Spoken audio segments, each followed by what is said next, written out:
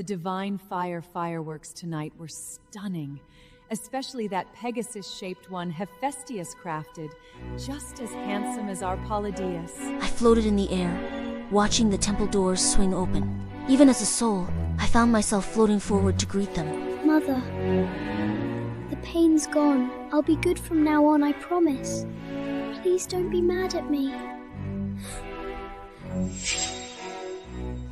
She walked right through me, like walking through a wisp of wind that wasn't even there. Go check on Castor.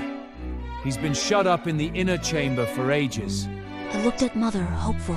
If she found out I was dead, would she be sad? Would she regret it? That awful attention-seeking habit of his, he's just spoiled rotten. She stepped through the barrier of the Ataton.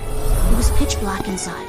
By the faint red glow of the crown of truth, she saw me, slumped over the stone tablet, completely still, like I was asleep. Well, look at you, still lying there? You think moping on that stone plebe, playing the pity card, is gonna make me forgive you? Mother! I's not pretending to sleep! I's dead! Look at me! Touch me!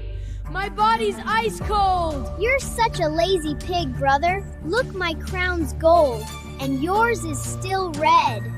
Brother's always lying. He lies even in his dreams. Pay no mind to this mortal bastard. Let him lie there if he's got the guts. He can stay there forever.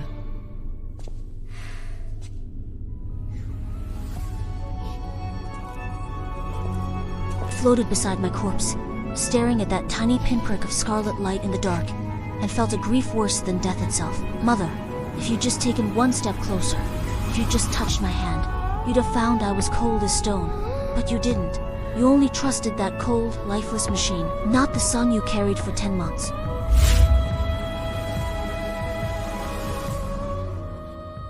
The next morning, Mom walked into the great hall and popped open a fancy terracotta jar filled with cookies and mead she'd brought back from the feast. Normally, this was the flavor I craved more than anything else in the world, but I'd only ever been allowed boiled vegetable roots. A liar didn't deserve to eat the food blessed by the gods. Today, she clattered the dishes on purpose. I knew exactly what she was doing. She wanted to taunt me with the smell, to make me cave to the temptation, crawl out of there and beg for forgiveness. Back then, I probably would have admitted to every wrong thing I never did, just for a single sweet cake. But now, I don't need to eat anymore. Castor still hasn't come out? Nope. Stubborn as a mule. Spoiled rotten. He can eat it or not. I don't give a damn.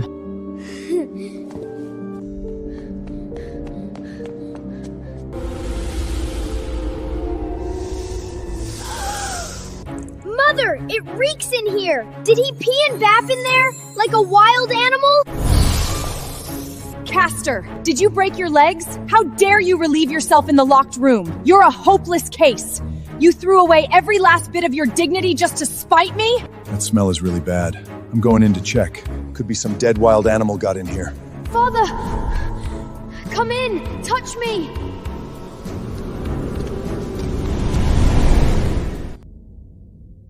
Castor, have some breakfast.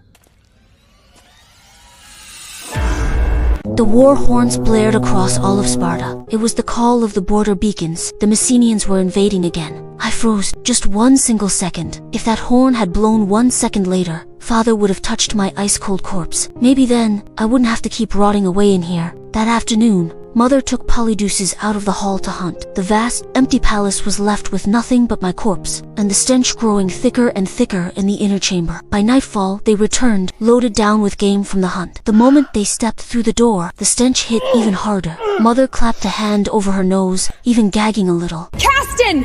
She wouldn't even step into the chamber to yell at me, like a single glance inside would sully her divine eyes. Caston! You're gonna turn this temple into your den? You don't want to come out? Then never come out again!